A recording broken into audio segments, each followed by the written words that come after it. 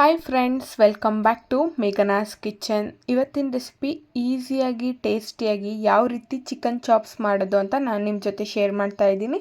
ಕಡಿಮೆ ಸಮಯದಲ್ಲಿ ಮತ್ತು ಕಡಿಮೆ ಪದಾರ್ಥಗಳನ್ನು ಬಳಸ್ಕೊಂಡ್ಬಿಟ್ಟು ರುಚಿಯಾಗಿ ಮತ್ತು ಈಸಿಯಾಗಿ ಚಿಕನ್ ಚಾಪ್ಸ್ನ ಮಾಡ್ಕೊಳ್ಬೋದು. ನಾನು ತೋರಿಸೋ ವಿಧಾನದಲ್ಲಿ ನೀವು ಒಂದ್ಸತಿ ಟ್ರೈ ಮಾಡಿ, ಸೂಪರಾಗಿ ಇರುತ್ತೆ ಚಿಕನ್ ಚಾಪ್ಸು. ನೀವು ಚಿಕನ್ ಚಾಪ್ಸ್ ಜೊತೆಗೆ ಚಪಾತಿ ಆಗಿರ್ಬೋದು, ರೊಟ್ಟಿ ಆಗಿರ್ಬೋದು, ಪರೋಟ, ಇಡ್ಲಿ, ದೋಸೆ, ರೈಸ್ ಜೊತೆಗೂ ಕೂಡ ಸೂಪರಾಗಿ ಇರುತ್ತೆ. ಹೇಗೆ ಮಾಡೋದು ಅಂತ ನೋಡೋಣ ಬನ್ನಿ. ಫಸ್ಟಿಗೆ ನಾನಿಲ್ಲಿ ಅರ್ಧ KGಯಷ್ಟು ಚಿಕನ್ನ ತೊಗೊಂಡಿದ್ದೀನಿ. ಚೆನ್ನಾಗಿ ವಾಶ್ ಮಾಡ್ಕೊಂಡು ನೀರನ್ನೆಲ್ಲ ಬಸ್ಕೊಂಡ್ಬಿಟ್ಟು ತೊಗೊಂಡು ಬಂದಿದ್ದೀನಿ. ಯಾವುದೇ ರೀತಿ ಚಿಕನ್ನಲ್ಲಿ ನೀರಿನ ಅಂಶ ಇರಬಾರ್ದು.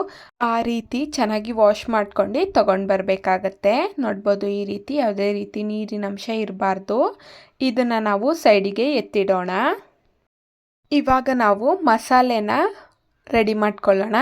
ಒಂದು ಪ್ಯಾನ್ನ ಇಟ್ಕೊಂಡಿದ್ದೀನಿ. ಪ್ಯಾನ್ಗೆ ಒಂದು 2 ಟೇಬಲ್ ಸ್ಪೂನ್ ಎಣ್ಣೆನ ಹಾಕ್ಕೊಂಡ್ಬಿಟ್ಟು 2 ಇಂಚಷ್ಟು ಚಕ್ಕೆನ ಹಾಕ್ಕೊತಾ ಇದ್ದೀನಿ. ಹಾಗೆ 6-7 ಲವಂಗನ ಹಾಕ್ಕೊತಾ ಇದ್ದೀನಿ. ಹಾಗೆ 1 ಸ್ಪೂನಷ್ಟು ಕಾಳುಮೆಣಸನ್ನ ಹಾಕ್ಕೊತಾ ಇದ್ದೀನಿ. ಇದನ್ನೆಲ್ಲ ಹಾಕ್ಕೊಂಡು ಚೆನ್ನಾಗಿ ಫ್ರೈ ಮಾಡ್ಕೊಳ್ಬೇಕಾಗತ್ತೆ. ಹಾಗೆ 4 ಹಸಿಮೆಣ್ಸಿನ್ಕಾಯಿನ ಹಾಕ್ಕೊತಾ ಇದ್ದೀನಿ. ಖಾರ ನಿಮಗೆ ಎಷ್ಟು ಬೇಕು ನೋಡ್ಕೊಂಡ್ಬಿಟ್ಟು ಹಾಕ್ಕೊಳ್ಳಿ. ಹಾಗೆ 2 ಇಂಚಷ್ಟು ಶುಂಠಿನ ಹಾಕ್ಕೊತಾ ಇದ್ದೀನಿ. 1 ಗಡ್ಡೆಯಷ್ಟು ಬೆಳ್ಳುಳ್ಳಿನ ಹಾಕ್ಕೊತಾ ಇದ್ದೀನಿ. ಹಾಗೆ 2 ಮೀಡಿಯಮ್ ಸೈಜ್ ಈರುಳ್ಳಿನ ಹಾಕ್ಕೊತಾ ಇದ್ದೀನಿ. ಇದನ್ನೆಲ್ಲ ಹಾಕ್ಕೊಂಡು ಚೆನ್ನಾಗಿ ಈರುಳ್ಳಿದು ಹಸಿ ವಾಸನೆ ಹೋಗಬೇಕು. ಹಾಗೆ ಸ್ವಲ್ಪ ಬ್ರೌನ್ ಕಲರ್ ಬರಬೇಕು, ಅಲ್ಲಿ ತನಕ ಚೆನ್ನಾಗಿ ಫ್ರೈ ಮಾಡ್ಕೊಳ್ಬೇಕಾಗತ್ತೆ. ಈ ರೀತಿ ಫ್ರೈ ಮಾಡ್ಕೊಳೋದ್ರಿಂದ ನಾವೇನು ಚಿಕನ್ ಚಾಪ್ಸ್ ಮಾಡ್ತೀವೋ ರುಚಿ ಕೂಡ ಹೆಚ್ಚಾಗುತ್ತೆ ಫ್ರೈ ಮಾಡಿ ಹಾಕೋದ್ರಿಂದ. ಈರುಳ್ಳಿ ಹಸಿ ವಾಸನೆ ಎಲ್ಲ ಹೋಗಬೇಕು, ಚೆನ್ನಾಗಿ ಅದು ಬ್ರೌನ್ ಕಲರ್ ಆಗಬೇಕು. ನೋಡ್ಬೋದು, ಈ ರೀತಿ ಆಗಬೇಕು. ಅಲ್ಲಿ ತನಕ ಚೆನ್ನಾಗಿ ಫ್ರೈ ಮಾಡ್ಕೊಂಡ್ರೆ ಸಾಕು. ಸ್ವಲ್ಪ ಗ್ಯಾಸ್ನ ಲೋ ಫ್ಲೇಮಲ್ಲಿ ಇಟ್ಕೊಂಡ್ಬಿಟ್ಟು 1 ಕಪ್ ಆಗೋಷ್ಟು ಕೊತ್ತಂಬರಿ ಸೊಪ್ಪನ್ನ ಹಾಕ್ಕೊತಾ ಇದ್ದೀನಿ. ಇದನ್ನು ಸ್ವಲ್ಪ ಹಾಗೇ ಫ್ರೈ ಮಾಡ್ಕೊಳ್ಬೇಕು. ಹಾಗೆ 1 ಕಪ್ ಆಗೋಷ್ಟು ಪುದೀನನ ಹಾಕ್ಕೊತಾ ಇದ್ದೀನಿ. ಇದು ಅಷ್ಟೇ ಸ್ವಲ್ಪ ಹಾಗೇನೇ ಫ್ರೈ ಮಾಡ್ಕೊಳ್ಬೇಕು. ಈ ರೀತಿ ಕೊತ್ತಂಬರಿ ಸೊಪ್ಪೆಲ್ಲ ಬಾಡೋದಂಗೆ ಆಗುತ್ತೆ, ಅಲ್ಲಿ ತನಕ ಫ್ರೈ ಮಾಡ್ಕೊಂಡ್ರೆ ಸಾಕು. ತುಂಬ ಜಾಸ್ತಿ ಏನು ಬೇಡ, ಸ್ವಲ್ಪ ಆದರೆ ಸಾಕು. ಇದನ್ನು ನಾವು ಬಿಸಿ ಆರೋದಕ್ಕೆ ಬಿಡಬೇಕಾಗತ್ತೆ. ಒಂದು 10 to 20 ಮಿನಿಟ್ಸು ಬಿಸಿ ಆರಿದ್ಮೇಲೆ ಮಿಕ್ಸಿಗೆ ಹಾಕ್ಕೊಳ್ಬೇಕು. ನೋಡ್ಬೋದು, ಇವಾಗ ಬಿಸಿ ಆರಿದೆ. ಬಿಸಿ ಆರಿದ್ಮೇಲೆ ಮಿಕ್ಸಿನ ಹಾಕ್ಕೊಳ್ಬೇಕಾಗತ್ತೆ. ನಾನಿಲ್ಲಿ ಎಲ್ಲ ಪದಾರ್ಥನೂ ಜಾರಿಗೆ ಟ್ರಾನ್ಸ್ಫರ್ ಮಾಡ್ಕೊತಾ ಇದ್ದೀನಿ. ಇದನ್ನೆಲ್ಲ ಹಾಕ್ಕೊಂಡ್ಬಿಟ್ಟು ಸ್ವಲ್ಪನೇ ನೀರು ಹಾಕ್ಕೊಂಡ್ಬಿಟ್ಟು ಫುಲ್ಲು ನುಣ್ಣಗೆ ರುಬ್ಕೊಂಡು ಬರಬೇಕಾಗತ್ತೆ. ಯಾವುದೇ ರೀತಿ ತರಿಯಾಗಿ ರುಬ್ಕೊಂಡು ಬರಬೇಡಿ, ಫುಲ್ಲು ನುಣ್ಣಗೆ ರುಬ್ಕೊಂಡು ಬರಬೇಕಾಗತ್ತೆ. ನೋಡ್ಬೋದು, ರುಬ್ಕೊಂಡು ಬಂದಿದ್ದೀನಿ. ಇಷ್ಟು ನುಣ್ಣಗೆ ರುಬ್ಕೊಂಡು ಬರಬೇಕಾಗತ್ತೆ. ಈ ರೀತಿ ಪೇಸ್ಟ್ನ ಮಾಡ್ಕೊಂಡು ಬರಬೇಕು. ನೋಡ್ಬೋದು ಎಷ್ಟು ನುಣ್ಣಗೆ ಇದೆ ಅಂತ. ಯಾವುದೇ ರೀತಿ ತರಿಯಾಗಿ ರುಬ್ಕೊಳೋದಕ್ಕೆ ಹೋಗಬೇಡಿ. ಈ ರೀತಿ ಪೇಸ್ಟ್ ಆದರೆ ಸಾಕು. ಇದನ್ನು ಸೈಡಿಗೆ ಎತ್ತಿಡೋಣ. ಇವಾಗ ನಾವು ಚಿಕನ್ ಚಾಪ್ಸ್ನ ರೆಡಿ ಮಾಡ್ಕೊಳ್ಳೋಣ. ನಾನಿಲ್ಲಿ 3-4 ಟೇಬಲ್ ಸ್ಪೂನ್ ಎಣ್ಣೆನ ಹಾಕ್ಕೊತಾ ಇದ್ದೀನಿ. ಎಣ್ಣೆ ಸ್ವಲ್ಪ ಬಿಸಿ ಆದಮೇಲೆ ನಾವೇನು ತೊಳೆದು ಇಟ್ಕೊಂಡಿರ್ತೀವೋ ಚಿಕನ್ನ ಅದನ್ನು ಹಾಕ್ಕೊತಾ ಇದ್ದೀನಿ. ನೋಡ್ಬೋದು, ಈ ರೀತಿ ಚಿಕನ್ನ ಹಾಕ್ಕೊಂಡ್ಬಿಟ್ಟು 1 ಟೇಬಲ್ ಸ್ಪೂನಷ್ಟು ಅರಿಶಿನ ಪುಡಿನ ಹಾಕ್ಕೊಳ್ಬೇಕಾಗತ್ತೆ. ಹಾಗೆ ರುಚಿಗೆ ತಕ್ಕಷ್ಟು ಉಪ್ಪು ನೋಡ್ಕೊಂಡ್ಬಿಟ್ಟು ಉಪ್ಪು ಹಾಕ್ಕೊಳ್ಳಿ. ಹಾಗೆ 1 ಟೇಬಲ್ ಸ್ಪೂನಷ್ಟು ಧನಿಯಾ ಪೌಡರ್, 1 ಅಥವಾ 1.5 ಟೇಬಲ್ ಸ್ಪೂನಷ್ಟು ಹಾಕ್ಕೊತಾ ಇದ್ದೀನಿ. ಇದನ್ನೆಲ್ಲ ಹಾಕ್ಕೊಂಡ್ಬಿಟ್ಟು ಚೆನ್ನಾಗಿ ಮಿಕ್ಸ್ ಮಾಡ್ಕೊಳ್ಬೇಕಾಗತ್ತೆ. ನೋಡ್ಬೋದು, ಈ ರೀತಿ ಕರೆಕ್ಟಾಗಿ ಅರಿಶಿನ ಪುಡಿ, ಧನಿಯಾ ಪೌಡರು, ಉಪ್ಪು ಎಲ್ಲ ಕರೆಕ್ಟಾಗಿ ಚಿಕನ್ಗೆ ಮಿಕ್ಸ್ ಆಗಬೇಕು. ಆ ರೀತಿ ಮಿಕ್ಸ್ ಮಾಡ್ಕೊಳ್ಬೇಕಾಗತ್ತೆ. ನೋಡ್ಬೋದು, ಈ ರೀತಿ ಚೆನ್ನಾಗಿ ಮಿಕ್ಸ್ ಮಾಡಿ ಇಟ್ಕೊಳ್ಬೇಕಾಗತ್ತೆ.